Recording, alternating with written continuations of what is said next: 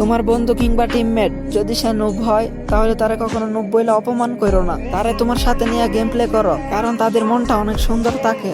তারা এই চিন্তা করে এই গেম খেলে যে কখন তার টিমমেটের কোনো উপকারে আসতে পারবো।